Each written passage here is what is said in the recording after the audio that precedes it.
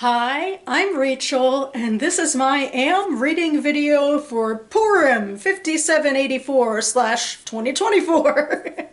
I'm still on a bit of a high from Erev Purim last night, Jewish holiday of a lot of fun and frivolity in this one.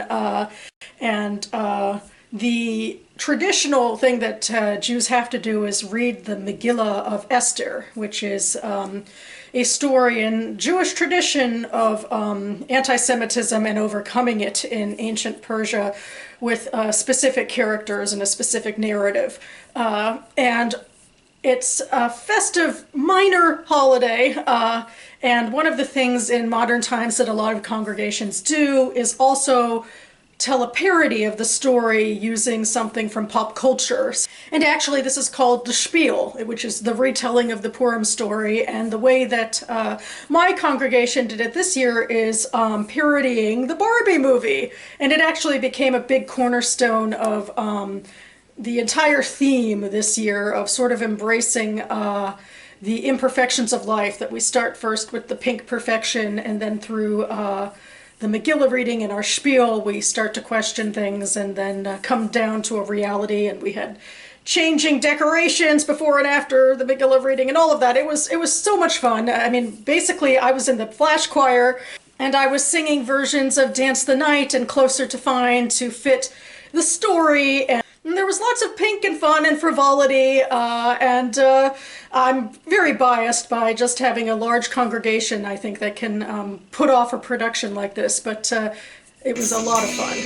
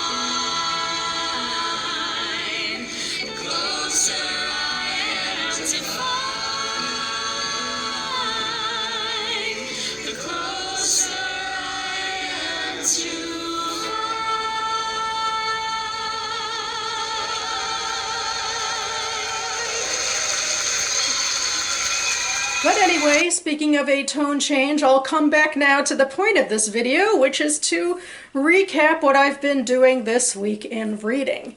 So to start off, as always, I'm going to talk about a short story in a collection of short stories I'm reading from. And I have moved on to a new literary magazine this week. This is Pembrooke magazine, issue number 55, which publishes fiction, nonfiction, and poetry. I tend to focus on fiction, short stories, because that's what I write. And this week I read The Golden Lotus by Yiwen. And this is a story that takes place in 1980 in China.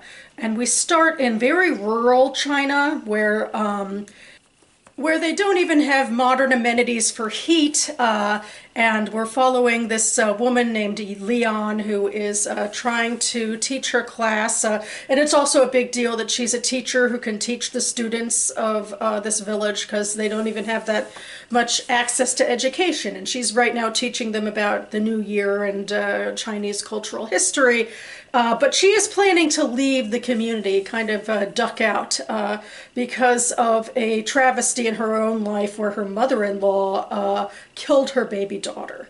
And it was because of, the Chinese rule of one child per family, and the mother wanted her son to have, a male heir. And so, that was devastating for Leon to lose her child, and her husband is also drinking and falling apart, and Leon has decided she actually had an upbringing in Beijing, which was a lot more modern, and she's turning her back on this community and, these rural beliefs as she understands them. Anyway, before she really sneaks out stealthily on her class to leave forever, she's approached by a member of the community asking that she brings some makeshift shoes to her mother-in-law in court because the woman doesn't have shoes, and it's becoming an issue with her health and her mobility in prison. And Leon is going to Beijing anyway, where I guess the trial is being held. And Leon doesn't want to do this. She has bitter feelings toward this woman and doesn't want to, have any part of this. But she does decide to do it, and she does get to hear the trial, where her mother-in-law remains unrepentant about what she did. But interestingly enough, something does change in Leon's perspective. Well, first of all, the trial's cut and dry. She's found guilty. She's going to be punished for what she did. She also, Leon, becomes aware of the reporters and how the reporters are tying the mother-in-law's actions into her rural community and basically, dismissing the entire community and only seeing it as that backwards place where a woman might kill her own granddaughter. And Leon starts thinking about the kids in her class and the beautiful rustic scenery, and it kind of, I guess, makes a change in her thinking about that she wasn't seeing this place complexly enough and only seeing it for this one woman's cruel actions. So it's an interesting story, the way that came about. I do like, maybe more than the specific plot, I just like the idea of how something can happen in your life which makes you sort of realize that you've been being a little too binary in your thinking and too simplistic, and maybe the world is more complex than you might think and that there's more beauty in it. So yeah, I like that aspect of this story. The first novel I finished this week is Imagining Catherine by Carol Solomon. This is a novel I'm pretty sure I found through the Jewish Book Council some years back, but in fact, there's a very local to me feel to this whole thing. This was written by a local author, published by a local press that doesn't seem to exist anymore, but I'll link to her website because I don't know, the short story she writes and everything and sort of her local apparatus could be of interest to me at least, or to other DC and Baltimore area writers, especially Jewish writers. But anyway, also the story here takes place in 1960s Baltimore County, which is where I grew up, although not in the 1960s. Anyway, this is a novel of Katherine's Bildungsroman. She has just moved to this Baltimore County community, which is supposed to be a bit of a nest egg for her family. Her father has gotten a raise and is comfortable enough in his job that they're able to, buy their own first house where they're expecting to plant down roots and be a part of, a safe and thriving community. And Katherine has entered into this community when it's already a very Jewish populated community. And the story gets a little bit of a slow start as we get to know Katherine, and she is a young girl. She starts as 12. She can be kind of self-absorbed in some ways, as you do at that age. And the author takes us through instances where maybe she learns to expand her thinking a little bit based on experiences she has with friends. And also it builds her up as someone who likes theater and also likes writing. And she starts writing, as lots of little kids do, like sort of fantastical stuff and stuff that's like based on sort of her own emotional development. A lot of it's kind of interior and imagining characters in small lives. But I guess it moves as she grows into high school and she becomes more aware of issues in the broader world, and she starts to write for the school paper. And so it's about her, expanding understanding of reality.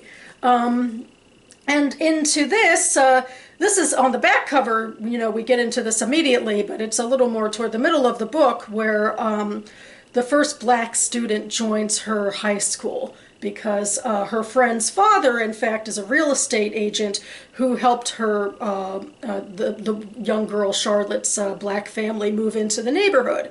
And there are lots of immediate repercussions to this. There's immediate racist actions taken against Charlotte and also against Catherine and her friends who become Charlotte's friends.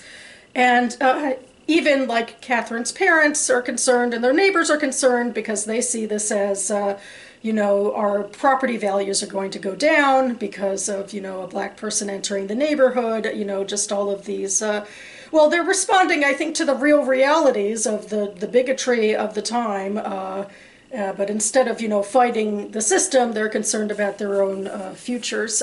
And in fact, the man who was a real estate agent loses his business because of what happened. But for Catherine and her friends, they decide, they're going to hunker down and they're going to become more involved in the civil rights movement. And this centers around something based on a real park in the Baltimore County area that in the 60s was segregated, and it became a focus for the civil rights movement to desegregate the park. And Catherine takes a pivotal role in that. First, she goes through familial drama because they don't want her to get involved in something like this. They want her to, keep her head down and not be so radical to be a civil rights activist in her way. And then there's some, things that happen at the actual rally, and then we go quickly into an ending. And I like the story overall. What's interesting is, at first I was like, we're taking a while to get to this, inciting incident, if that's what Charlotte's entry into the school is. But at the same time, the more character-driven stuff about Catherine growing up and sort of finding her voice and getting a little bit out of her head, that stuff is more like organic and authentic in the beginning, I think. And there is some interesting stuff, I do think, with how her activism grows and the realities that many Jews in the time would link it to persecution, especially the Holocaust. But then the very ending, when it gets into, what I call external plot, because that's what it is, where Catherine's attacked at the rally, and then we sort of quickly resolve to when the park is desegregated. That stuff is nice, but it's, not deeply explored, and I guess it becomes relatively simplistic then in its way. So it's not my favorite, and I have a couple tiny other little quibbles, but it's interesting to think that it's not, I guess it shouldn't surprise me that the less plotty part of this book is what spoke to me the most. But overall, it's just nice to read something that's local, that's independently published. It's nice to, give this book a little attention. And it also, brings in Passover, kind of, sort of. It's YA, so maybe it couldn't be longer to go more deeply into, complexities and nuance, but at least the Jewish and civil rights history is on the page. The next book I just started is He Who Drowned the World by Shelly Parker Chan. And this is a sequel to a historical fantasy alternative history book that I started a few years ago when it came out. Shelly Parker Chan is writing a gender-bent retelling of the starting of the Ming Dynasty, where Chu Chongbao, her character, is based off of the first emperor of that dynasty, who in fact started his life as a peasant and a monk, and then became the most powerful person in China. And Parker Chan decided to add on to that her character would also be secretly female, just to have even more, complications to deal with. And it's interesting how this queers the history and goes into issues of, transgenderism and non-binariness of a sort. It's the 13th century, so it's not even, as for a modern novel, it can't be entirely like contemporary times. But anyway, I enjoyed the first book a lot, and I'm getting into this book. I think it's a little more difficult, and it's because of it being a second book, I think, mostly, that, unless you're going to rehash everything that I read 2 years ago, it's not going to be as compelling an opening, because it's not an introduction, it's a continuation. So it took me a little longer to get into it, but I think I am so far. I'm in terms of some of the specificities of plot, I'm kind of skimming the surface.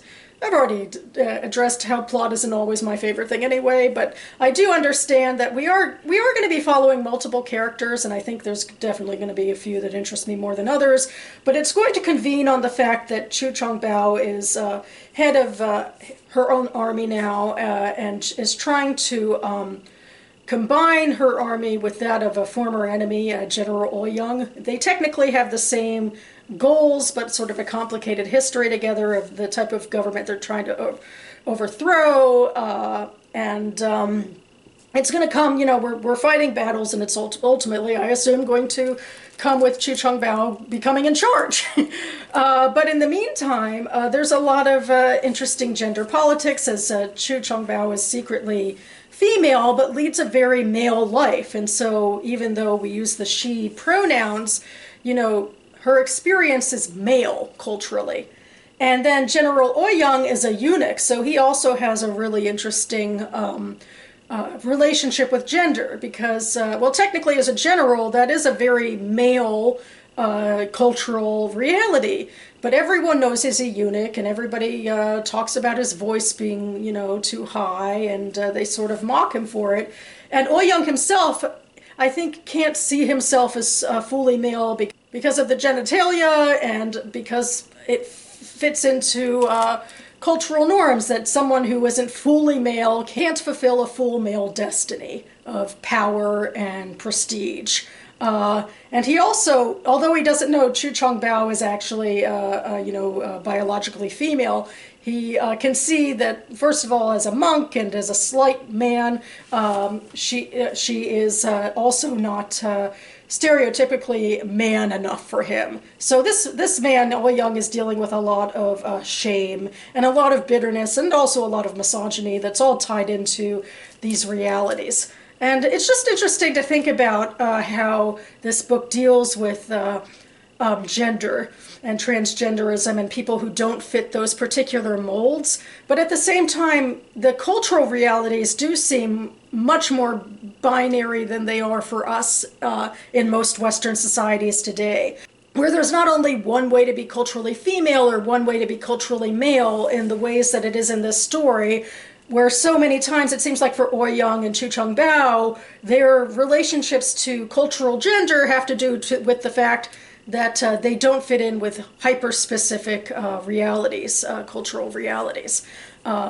So it's interesting because it's different today when you think about people who are transgender and non-binary, because I just think that in general, culturally speaking, you don't have to switch in order to fit, all cultural realities of gender anymore. And there's other reasons that people, would switch from biological gender to another gender, I'm sure. And I'm also probably sweeping a little bit over the fact that there are still cultural norms about things that, women can do or not do, that men can do or not do, that sort of thing. There still are biases, especially around parenting or domestic duties and their importance or how they're treated, that still overall could, be weighted, but I think they're being challenged a lot more than certainly have been in the past. But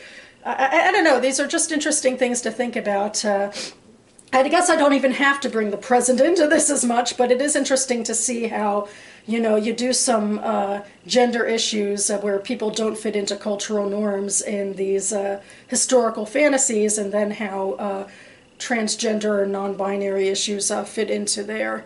And then otherwise, it's just, you know, kind of fun, compelling writing. Certainly, you know, the way that people talk is probably more in line with, you know, modern day snark and that sort of thing. But this is a modern novel, so, you know, it's speaking to a modern audience. And so far, it's just fun to follow these characters around. And I guess I'll be reporting back on the ending.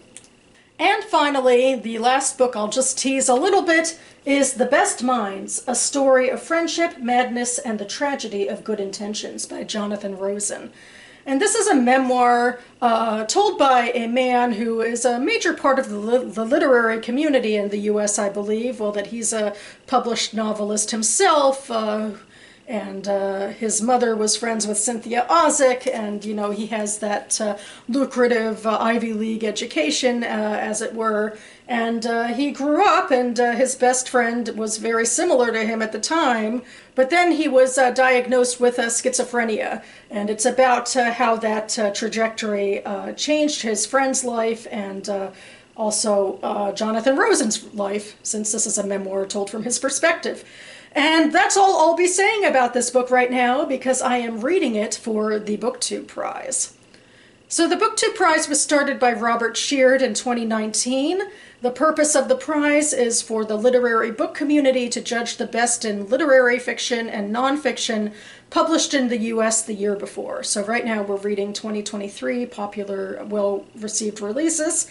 We're in the octafinals round, our long list round, which is going to be over at the end of the week. So I have a fair amount to do before I get to that conclusion where I can submit my ballot, because the judges stay mum on the books until then, but then we submit our ballots, and our, you know, aggregated top books make it to the next round, the quarterfinals, which will begin in about a week.